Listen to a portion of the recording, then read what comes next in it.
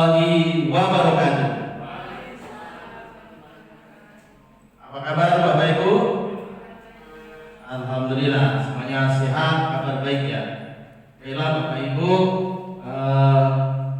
pertama-tama marilah senantiasa kita memanjatkan rasa puji syukur kita kehadirat Allah Subhanahu wa taala, karena pada siang hari ini kita masih diberikan nikmat oleh Allah Subhanahu wa taala, yaitu nikmat kesehatan, nikmat iman ya. Sehingga Bapak Ibu sekalian masih bisa meluangkan waktu untuk menghadiri dalam kegiatan pemaparan sekaligus pengibasan ya budaya, penerapan budaya positif dari tugas saya sebagai calon guru penggerak angkatan ke-10 Bapak Ibu ya.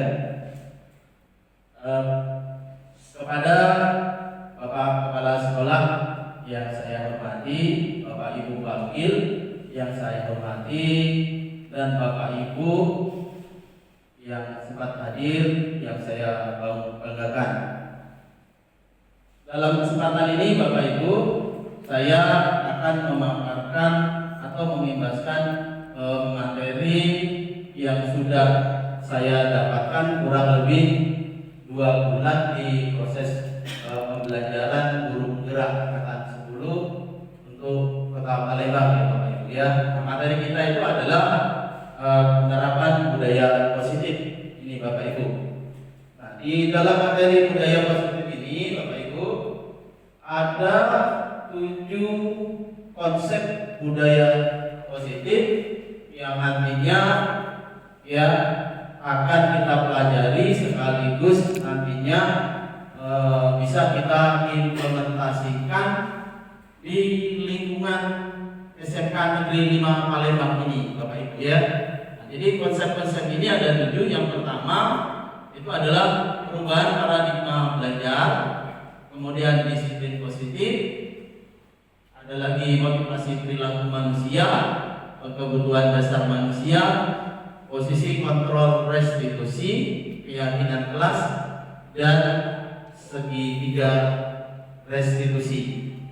Ini Bapak Ibu ya nantinya yang akan saya paparkan. Ada 7 konsep budaya positif. Oke, sebelumnya semangat dulu Bapak Ibu. Semangat ya. Hapus dulu coba. Terima kasih. Oke Bapak Ibu, kita lihat yang pertama, konsep budaya positif yang pertama itu adalah perubahan paradigma belajar. Ya, pembelajaran paradigma baru merupakan pembelajaran yang berorientasi pada penguatan kompetensi dan pengembangan karakter yang sesuai dengan profil pelajar Pancasila. Jadi artinya gini ya Bapak Ibu, pembelajaran paradigma baru yang kita inginkan ya melalui peraturan-peraturan yang dikeluarkan oleh pemerintah itu adalah ya untuk mencapai dan berorientasi pada penguatan kompetensi dan pengembangan karakter siswa, karakter peserta didik yang sesuai dengan profil pelajar Pancasila. Jadi Bapak Ibu ya. Jadi kita sama-sama tahu Bapak Ibu, profil pelajar Pancasila itu terdiri dari pertama beriman bertakwa kepada Tuhan Yang Maha Esa dan berakhlak mulia. Coba Ibu Yuni bisa dikasih contoh Ibu Yuni, kira-kira apa Bu yang karakter beriman bertakwa kepada Tuhan Yang Maha Esa dan berakhlak mulia. Di sekolah kita ini contohnya apa kira-kira yang praktik baik yang sudah kita lakukan di sekolah kita ini? Baik Pak, terima kasih. Jadi di sekolah kita ini mengenai kegiatan yang bertakwa itu ada dalam kegiatan pelaksanaan kita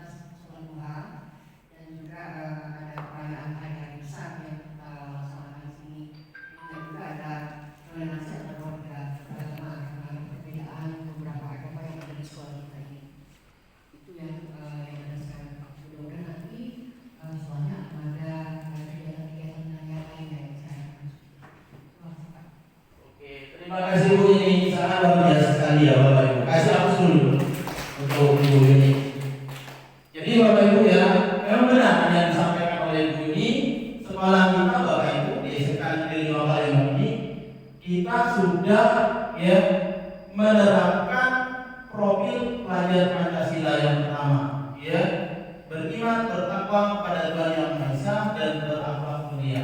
Tadi dicontohkan oleh Bu Yuni yang sudah diimplementasikan di sekolah kita ini adalah yaitu satu tadi melaksanakan sholat duha ya di awal belajar mungkin di jam 0 ya. Kemudian selain itu memperingati hari-hari besar ya agama ya.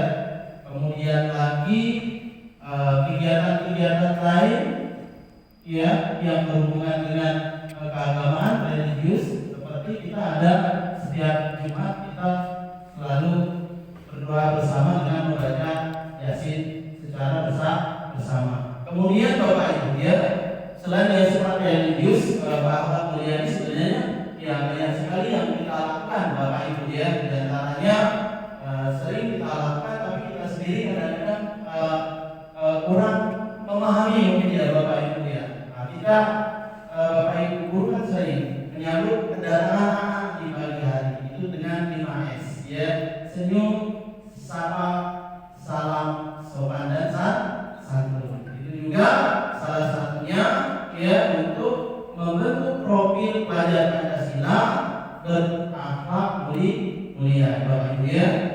Kemudian yang kedua Bapak Ibu ya, itu ada mandiri Bapak Ibu ya. Mandiri. Ada yang bisa kasih contoh? Ibu Septiana juga. Mandiri seperti apa Bu? Profil pelajar Pancasila mandiri yang seperti apa Bu kira-kira? Baik, terima kasih Pak Sanadi atas waktunya. Wujud kemandirian di SMK Negeri 5 terutama ke siswa-siswa kita yaitu terwujud ketika siswa mampu menyelesaikan tugas mereka secara mandiri atau secara individu ketika mereka diberikan tugas oleh Bapak Ibu gurunya. Sebagai salah satu contoh itu dari saya. Oke, terima kasih Ibu Sepri. Kasih aplaus dulu Bapak Ibu. Ayo yang semangat ya. Kasih semangat Bapak Ibu. Kasih semangat ya. Bapak Ibu semangat. Oke, nah itu mandiri. Artinya anak-anak kita ini Bapak Ibu ya memiliki kemandirian dalam menyelesaikan tugas-tugas ya yang diberikan oleh Bapak Ibu guru secara mandiri tanpa harus ya dipaksa-paksa. Artinya sudah tahu ini tugas ini merupakan tanggung jawab dan harus diselesaikan tepat waktu. Ya. Kemudian selain itu ada lagi bernalar kritis, kreatif, bergotong royong dan berkebinekaan global. Ya. Coba Ibu Ariani, berkebinekaan global. Apa yang sudah di sekolah kita yang sudah kita terapkan?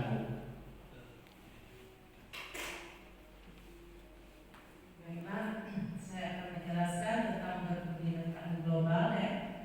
Nah, kalau di sekolah kita berkebinekaan global ini adalah bagaimana siswa itu bisa menerima hal-hal atau keberagaman yang ada di sekolah. Misalnya entah itu adanya perbedaan suku, agama atau yang lainnya. Nah, sehingga di setiap individu atau siswa bisa menanamkan bagaimana dengan berkebinekaan global ini mereka bisa menyamaratakan pendapat atau bisa juga bekerja sama walaupun mungkin ada perbedaan dalam hal baik itu saya sebutkan tadi baik suku, agama atau yang lainnya. Terima kasih. Oke, sangat luar biasa Bapak jawaban Ibu Daryani. Kasih apa ya? Berkebinekaan global. Ya, negara kita Indonesia ini adalah ya Bhinneka Tunggal Ika. Berkebinekaan global. Suku Jawa, suku Batak, suku Pemering, Bugis, Manado, Papua dan lain-lain. Agama pun juga beraneka ragam. Tapi tetap kita menjaga NKRI, persatuan dan kesatuan. Itu baru dilihat dari sisi Bapak Ibu situ ya Bapak Ibu ya. Kalau kita lihat kebinekaan global dari mungkin dari sisi adat istiadatnya, dari sisi pakaian, dari sisi makanan, wah sangat luar biasa. Negara Indonesia ini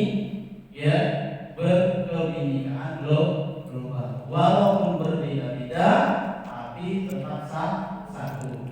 Ya, itu Bapak Ibu ya. Oke, Bapak Ibu.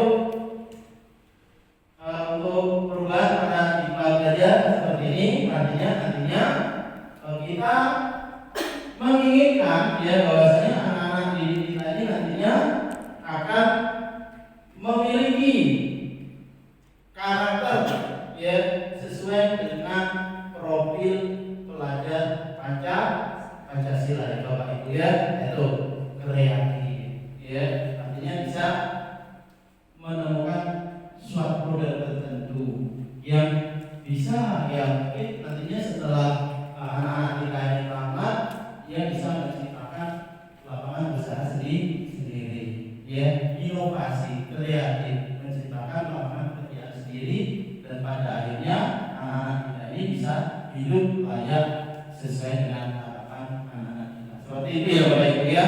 Oke Bapak Ibu, disiplin positif Bapak Ibu ya.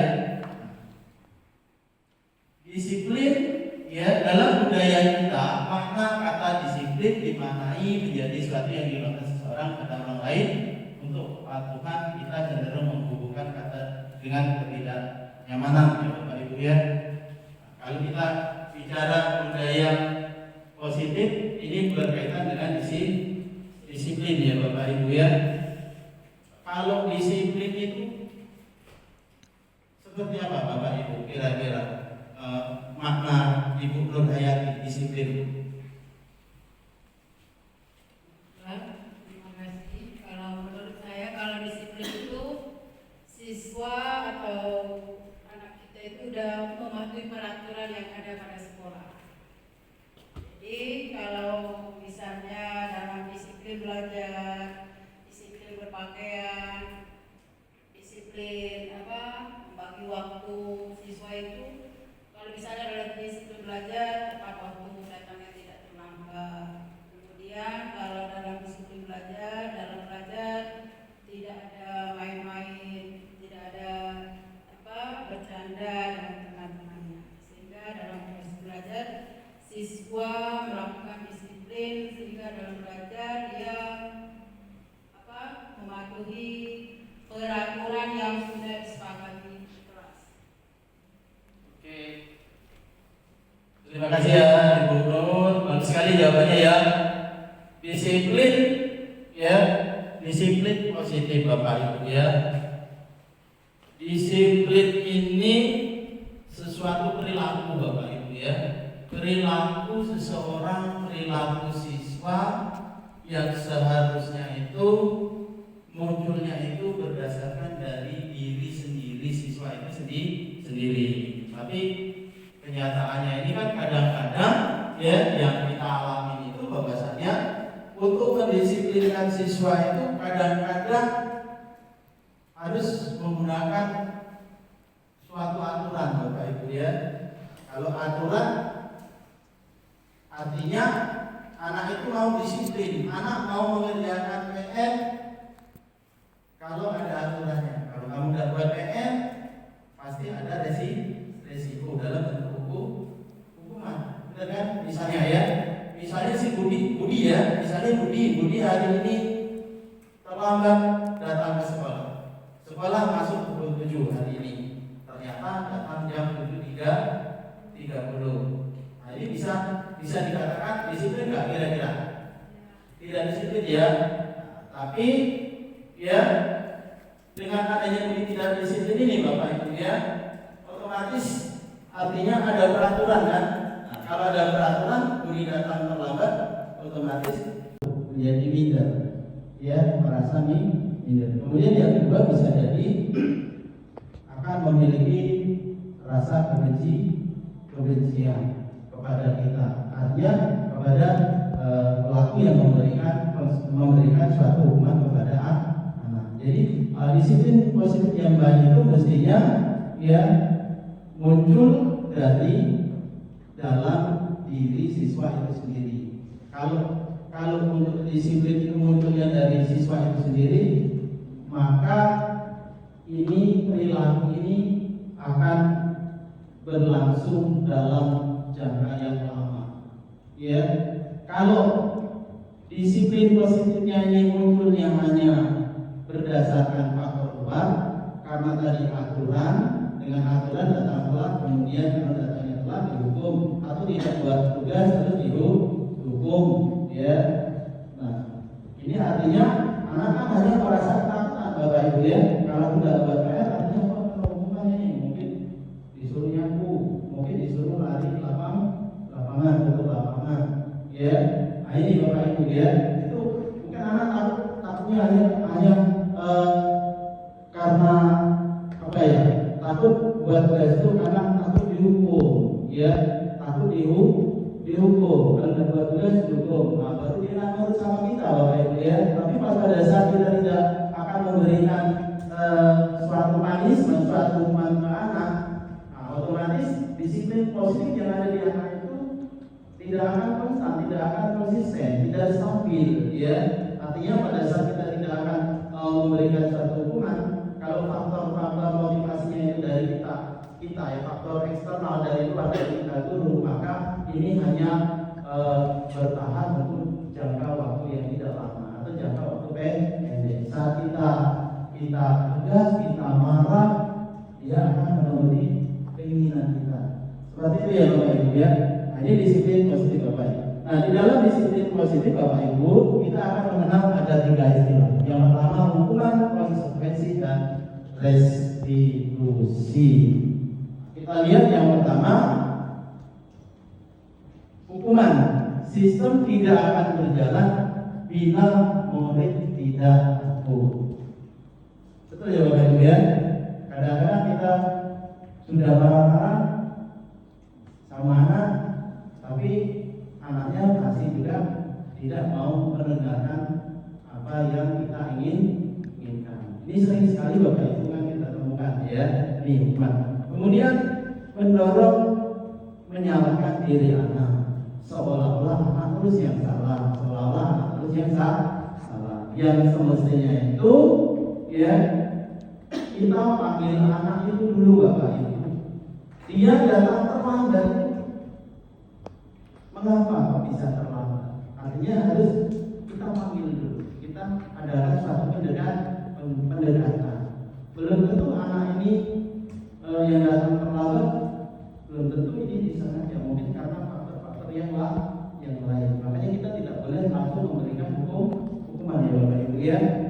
Kemudian selalu menyembunyikan kesalahan dibuat oleh guru. Selalu menyembunyikan kesalahannya ya. Kemudian mencoba mengontrol anak dengan perbuatan negatif. Paham Bapak Ibu? Perbuatan negatif seperti apa? Biasanya gebrak meja, mungkin salah satu contoh ya, atau nyelip-nyelip, atau misalnya kemudian lagi barang menunjuk ya, atau ibu setri mungkin sedikit lebih. Nah ini Bapak Ibu, ini namanya mencoba mengontrol anak dengan perbuatan negatif. Sehingga sebenarnya ya kalau kita lihat ini disiplin itu ya jangan dari kita ya Bapak Ibu ya. Artinya kita tuh membuat siswa itu supaya mengikuti apa yang kita inginkan seperti itu ya. Kemudian konsekuensi memerlukan monitoring, supervisi terus menerus, kemudian mendorong kepatuhan, anak belajar taat aturan, kemudian peraturan dibuat oleh guru dan murid, mencoba untuk mengontrol anak. Kalau hukuman tadi kan sepihak ya. Nah, dia sepihak saja, peraturan dibuat oleh sang guru. Itu dia yang buatnya. Kita sendiri yang buat tanpa melibatkan, tanpa ada diskusi dan kompromi dengan siswa. Kalau konsekuensi itu kebalikannya. Kemudian restitusi. Nah, restitusi ini murid belajar bertanggung jawab untuk perilakunya. Ya, kemudian mendorong disiplin positif, ya, agar anak belajar membacakan masalahnya dengan sendiri, kemudian dibuat oleh murid, kemudian anak paham bahwa dirinya akan selalu bertanggung jawab ya Bapak Ibu ya. Nah Bapak Ibu ya, hukuman, konsekuensi, dan restitusi. Kira-kira menurut Bapak Ibu apa yang bedanya Bapak Ibu? Pak Hasan, apa Pak Hasan? Bisa kasih pendapat Pak Hasan? Hukuman, konsekuensi, sama restitusi.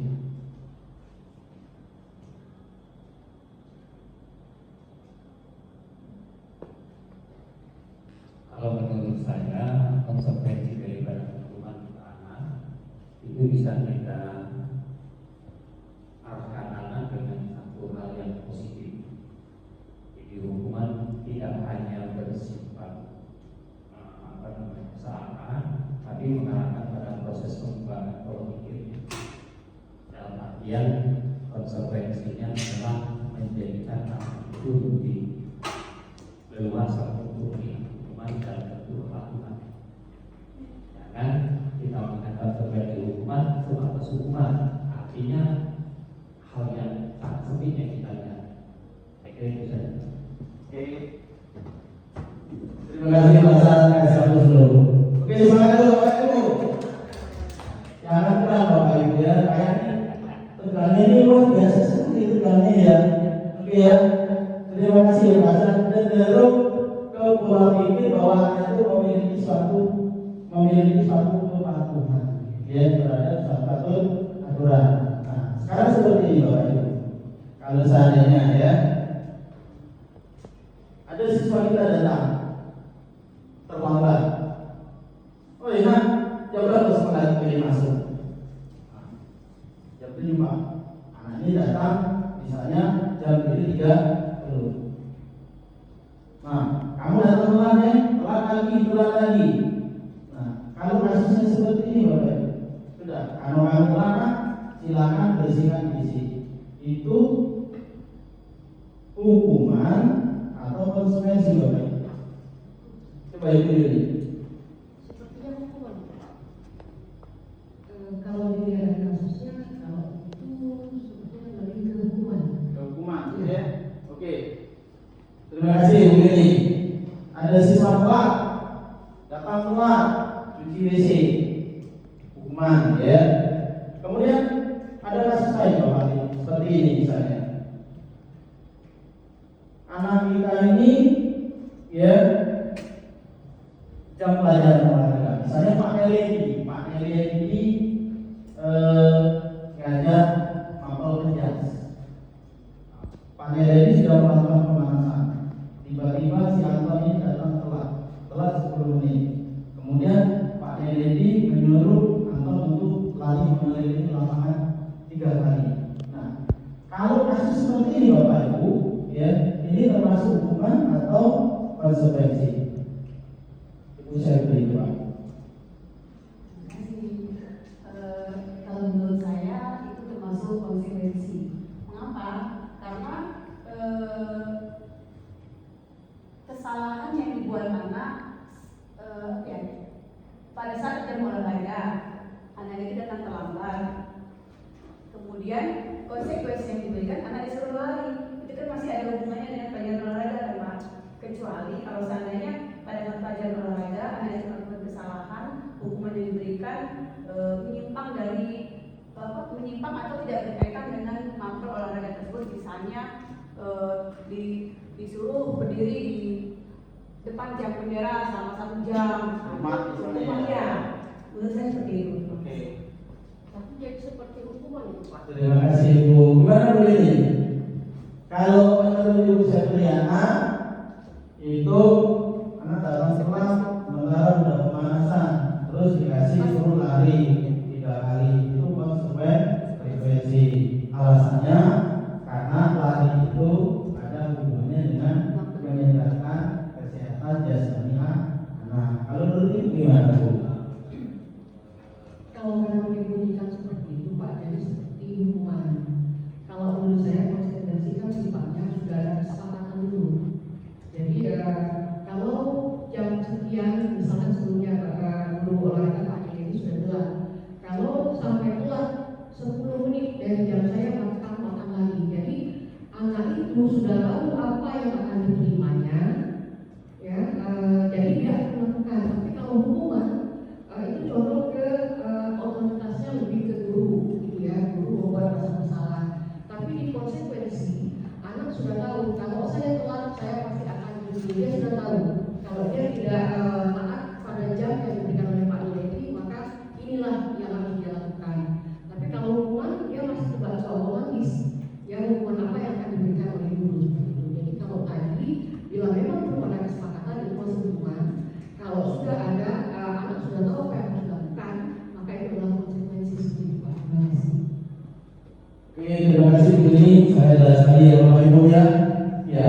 sesuai dengan yang sudah dipaparkan di depan, hukuman, konsekuensi dan restitusi. Ya, konsekuensi ya artinya ada diskusi antara guru dengan murid atau siswa. Artinya pada saat anak melakukan suatu kesalahan dia sudah tahu. Iya. Kira-kira konsekuensinya apa? Tapi tetap harus dibicarakan terlebih dahulu. Hukuman itu bersifat spontan. Spontan datang. Nah, tahu ya kadang-kadang bapak ibu kita mikir dulu kan. Nah, ini aku lah ngajar setengah jam baru masuk suruh ngaku ini. Artinya pada saat itu spontan saja ya bapak ibu ya. Nah, kalau konsekuensi artinya memang sudah seperti yang sudah dijelaskan oleh Julius tadi, sudah ada diskusi di awal. Artinya pada saat anak itu melanggar atau tidak mematuhi ya apa yang dibuat melalui kesepakatan dan keyakinan kelas, dia sudah tahu dengan sendirinya. Biasanya ya seperti itu ya bapak ibu ya. Jadi sudah bisa membedakan hukuman, konsekuensi dan restitusi. Oke ya, saya lanjutkan bapak ibu. Ini bapak ibu ya, tabel hukuman dan konsekuensi. Tindakan guru, hukuman atau konsekuensi. Coba Pak Dewi. Yang pertama, membersihkan coretan yang dibuatnya di meja tulis. Itu hukuman atau konsekuensi Pak? Hukuman kayaknya Pak. Kalau Hukuman. konsekuensi pasti siswa itu tidak tahu kalau dia nyorek atau dihapus. Jadi nggak mungkin. Membersihkan coretan yang sudah dibuatnya di meja tulis. Itu Untuk hukuman. hukuman. Ibu Erdiani, kita yang berbuat, kita yang bertanggung jawab. Artinya itu konsekuensi Pak Dewi ya. Itu ya Bapak Ibu ya. Yang kedua, murid diminta untuk push-up 15 kali karena tidak menggunakan masker ke sekolah. Hukuman apa konsekuensi Bapak Ibu? Hukuman. Karena tidak ada hukumannya seperti yang sudah disampaikan dengan Ibu Septiana tadi. Tidak ada hubungan antara dia tidak pakai masker dengan push-up. Kalau tadi olahraga betul konsekuensi. Ya Bapak Ibu ya. Ya karena ada hubungan suruh lari. Kalau di pelajaran olahraga itu pasti untuk kesehatan badan Bapak Ibu. Kemudian yang ketiga, coba Pak Teledi menggantikan kertas tugas teman yang telah dicoret-coret. Hukuman atau konsekuensi Pak? Hukuman. Konsekuensi Pak. Ya, menggantikan kertas tugas teman. Itu nyoret-nyoret tugas kawan. Itu harus tertanggung jawab. Konsekuensinya seperti itu ya Bapak Ibu ya. Kemudian berjemur di lapangan basket pukul 12 siang karena mengobrol dengan teman. Hukuman. Gak ada relevansinya ya antara ngobrol dengan dijemur. Benar ya Bapak Ibu ya. Nah, kemudian murid diminta bertelanjang kaki sepanjang hari karena tidak menggunakan sepatu warna hitam sesuai peraturan sekolah. Hukuman ya. Kemudian lagi kehilangan 10 menit dari istirahat untuk mengerjakan tugas karena terlambat datang dan tertinggal pelajaran selama 10 menit. Konsekuensi telah artinya dia harus nambah waktunya 10 menit tinggal di kelas itu ya Bapak Ibu ya. Kemudian lagi duduk di bangku di pinggir lapangan pada jam istirahat, tidak diizinkan bermain oleh sedikit karena mencederai teman saat bermain di lapangan. Hukuman karena tidak ada kaitan, karena tidak ada hubungan. Oke Bapak Ibu ya, paham ya Bapak Ibu ya. Oke, saya lanjutkan. Motivasi perilaku manusia Bapak Ibu menurut Daniel Russell itu ada 3. Yang pertama, menghindari ketidaknyamanan atau hukuman, mendapatkan imbalan penghargaan, kemudian menjadikan orang yang mereka inginkan dan menghargai diri sendiri dengan nilai-nilai yang mereka percaya. Ya, jadi motivasi ini dorongan siswa kita, murid-murid kita itu untuk selalu senantiasa menerapkan mengimplementasikan budaya positif. Nah ini terpengaruh adanya motivasi ya. Menurut dari biasanya ketiga. Kadang-kadang anak ini mau berperilaku berdisiplin positif untuk menghindari hukuman baik, Bapak Ibu. Benar kan? Supaya tidak dihukum. Kalau kita tidak memberikan hukuman, kita bisa menjamin apakah anak-anak itu berperilaku baik atau mengerjakan tugas tepat waktu. Ya, itu. Kemudian dapat dibawa. Ya, contoh kalau ditanya jujur saja Bapak Ibu ya, yang sudah berkeluarga langsung anak Bapak Ibu. Kadang-kadang saya sendiri sama. Pada saat anak saya masih kecil, umuran kisaran mungkin 4-5 tahun, pas pada saat di bulan Ramadan selalu kita kasih minum ya. Iya, benar kan? Kalau hari ini puasanya full sehari, ayah berikan bakso. Itu namanya penghargaan. Coba Bapak Ibu bayangkan, pada saat kita tidak akan memberikan penghargaan, kira-kira bisa nggak perubahannya? Belum kan? Belum. Ya, ini Bapak Ibu ya. Kemudian untuk menjadi yang mereka inginkan dan mereka.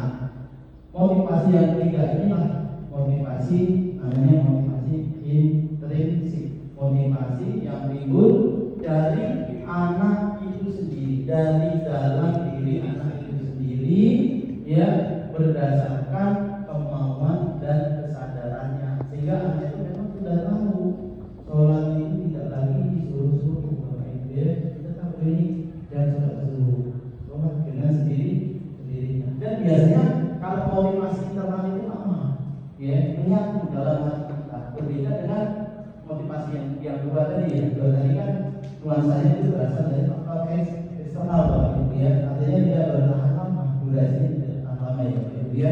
Oke, saya lanjutkan.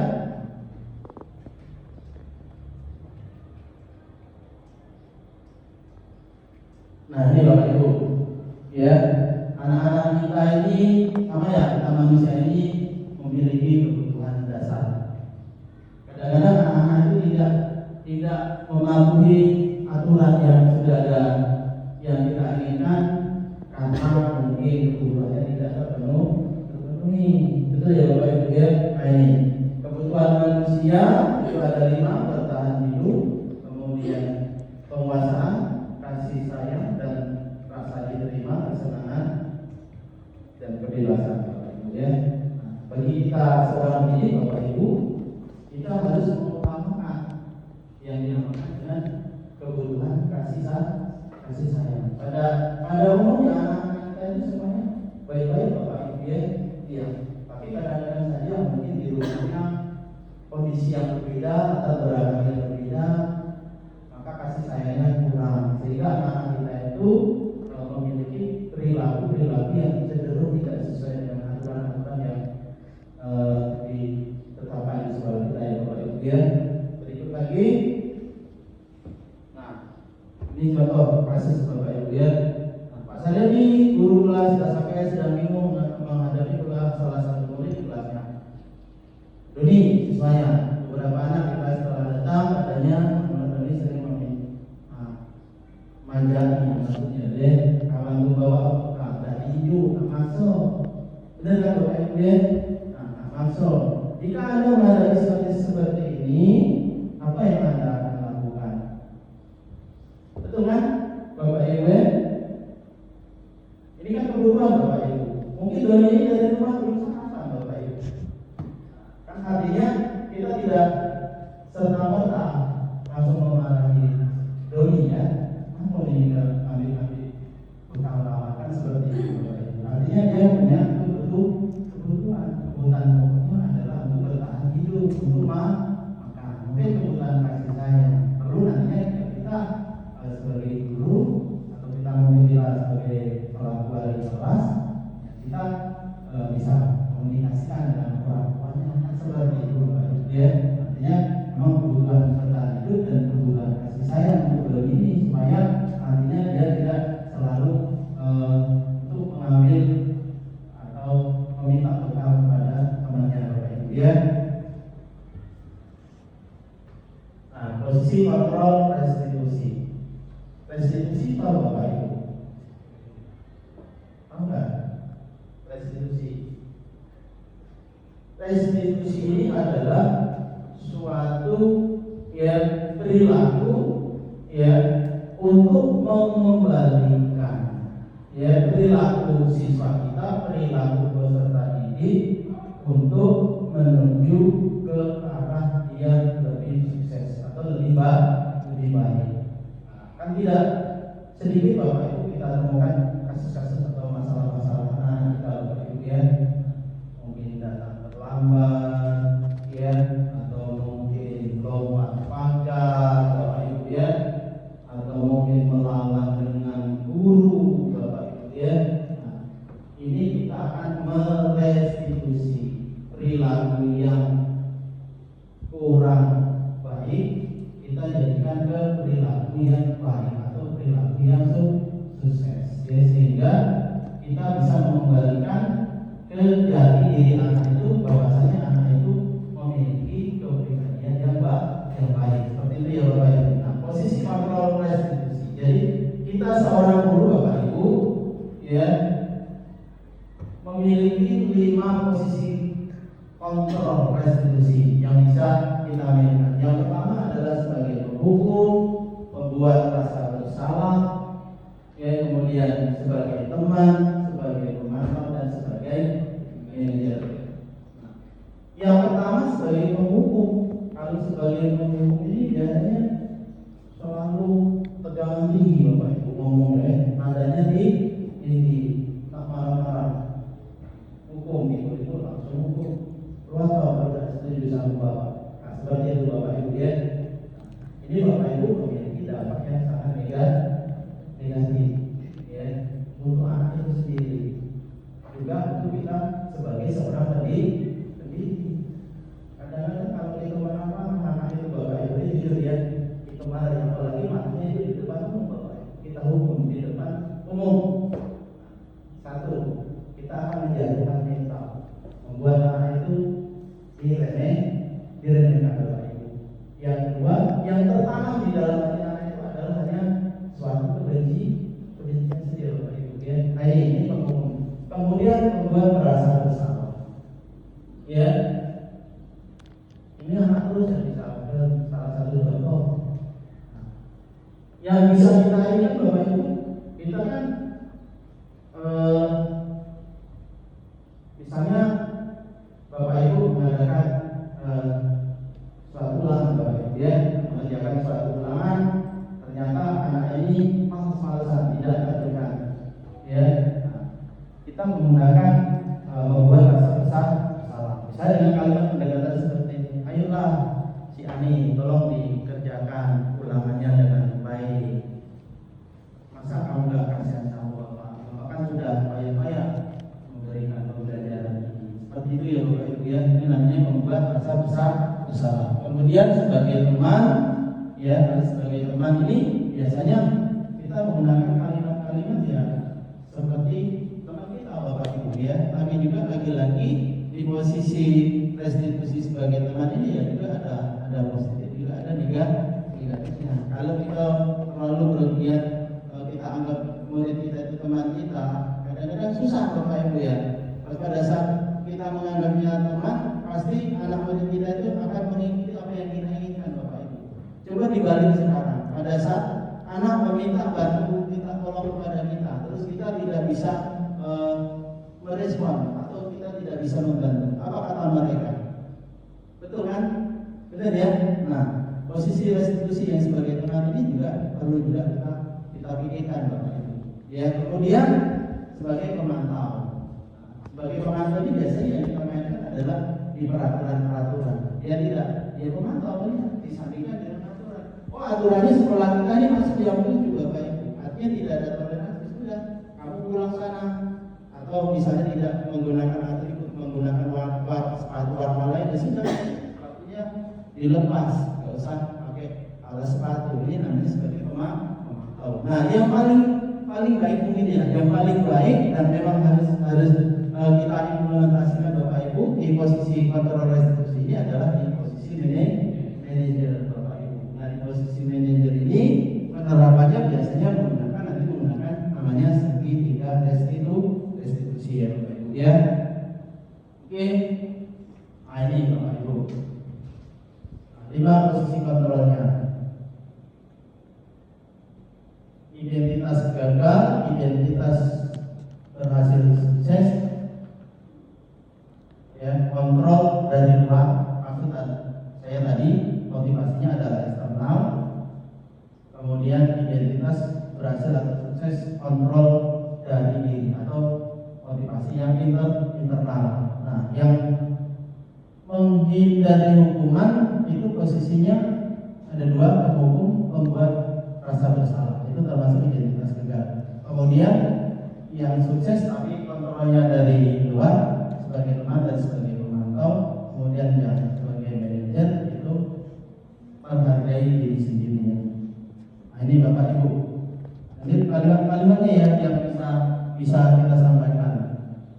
Nah, misalnya yang menghukum itu cenderung guru berbuat dengan kalimat menghardi, menunjuk-nunjuk, menyakiti, mungkin tidak ya Bapak Ibu ya. Kemudian lagi membuat rasa bersalah, ceramah, mengatakan seharusnya dan lain sebagainya. Kemudian sebagai teman ya memberikan alasan-alasan untuk maksudnya, kemudian memantau, menghitung dan mengukur peraturan. Kemudian manajer mengajukan pertanyaan-pertanyaan, misalnya apa yang kita yakini. Nah, ini kalau di manajer ini cenderung nanti penjelasannya menggunakan segitiga restitusi dengan adanya keyakinan kelas, kesepakan dan keyakinan kelas ya Bapak Ibu ya. Oke, semangat Bapak Ibu. Semangat ya. Oke. Nah, ini Bapak Ibu. Ini ada statement posisi apakah Ibu sangat kecewa sekali dengan kami. Nah, ini posisi yang mana Bapak Ibu kira-kira? Sebagai penghukum, membuat rasa bersalah, teman, pemantau atau manajer? Membuat rasa bersalah. Oke, luar biasa. Berarti paham dengan apa yang sudah saya sampaikan Bapak Ibu ya, membuat rasa bersalah. Jadi seolah-olah kita itu Bapak Ibu kita kasihani sama Bapak Ibu ya. Tapi memang benar Bapak Ibu. Di proses pendidikan ini kita ini harus menghamba kepada murid Bapak Ibu. Kita ini adalah pelayan murid Bapak Ibu ya, melayani siswa, melayani apa-apa yang dibutuhkan oleh anak didik kita Bapak Ibu ya, bukan dijadikan pacar, bukan ya, melayani ya. Nah, ini Bapak Ibu ya. Oke, saya lanjutkan. Nah, keyakinan kelas. Nah, keyakinan kelas Bapak Ibu ini sangat penting sekali Bapak Ibu ya. Keyakinan kelas ini dibentuk ya melibatkan guru dengan semua siswa yang ada di kelas itu. Biasanya keyakinan kelas itu ya disusun dengan menggunakan kebajikan universal, nilai-nilai positif, ya nilai-nilai positif yang baik. Ya apa misalnya contoh, tidak membuang sampah sembarangan, tidak boleh tidur saat jam belajar, tidak boleh makan di dalam kelas, tidak boleh ngobrol, tidak boleh datang terlambat. Ini namanya kesepakatan Bapak Ibu. Nah, kumpulan dari kesepakatan yang sudah disampaikan oleh semua siswa ini nanti baru kita tarik dengan nilai-nilai kebajikan secara universal. Ya, misalnya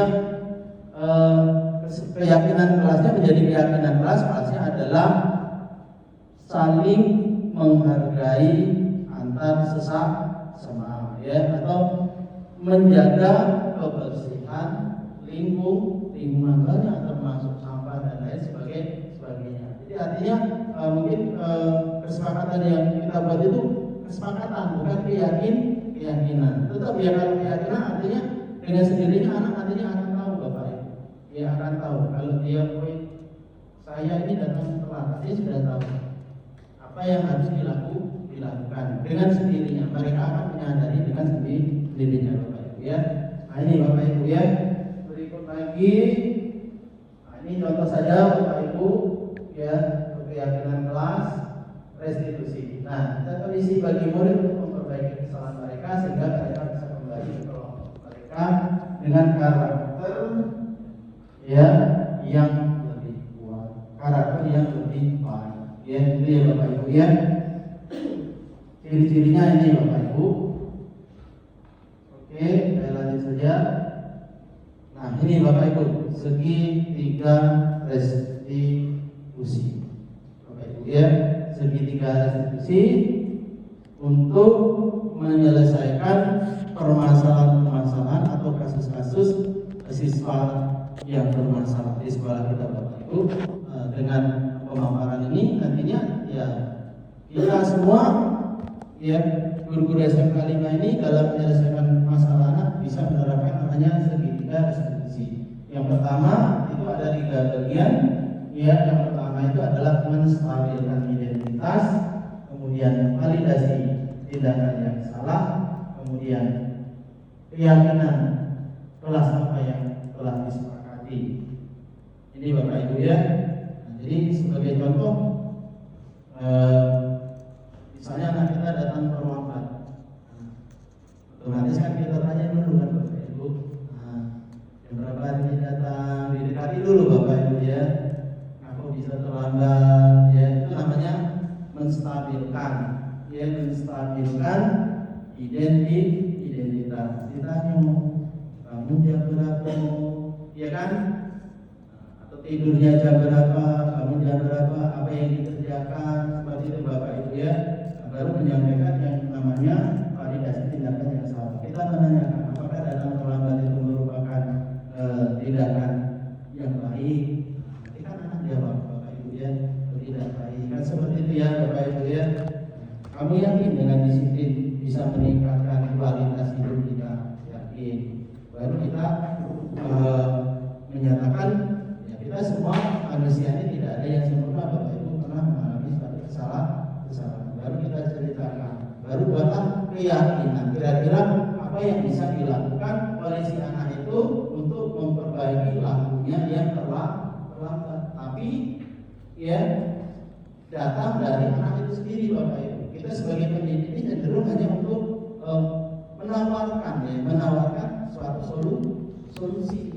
Solusi kira-kira apa yang bisa dilakukan. Dan tentulah mungkin dengan memasang alarm seperti tidur di awal, memasang alarm. Ada yang mengingat, sehingga anak itu tidak akan datang terlambat lagi. Seperti itu ya Bapak Ibu. Jadi kita tidak boleh serta-merta untuk langsung menghukum anak.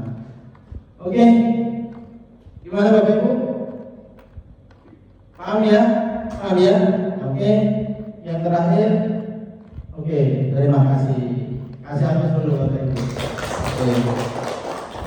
Terima kasih Bapak Ibu. Sebelum menutup, ya, semoga pemaparan materi yang sudah sampaikan, ya, yang sudah saya sampaikan nantinya bisa bermanfaat bagi kita semua dan kita semua yang ada di ruangan ini, terkhusus dan pada umumnya guru-guru kita SMK Negeri 5 Palembang bisa mengimplementasikan budaya-budaya positif sehingga SMK Negeri 5 Palembang ini semakin sukses dan hebat. SMK 5 hebat. Terima kasih atas waktu dan partisipasinya. Saya tutup dengan mengucapkan billahi taufiq wal hidayah. Wassalamualaikum warahmatullahi wabarakatuh. Oke, terima kasih.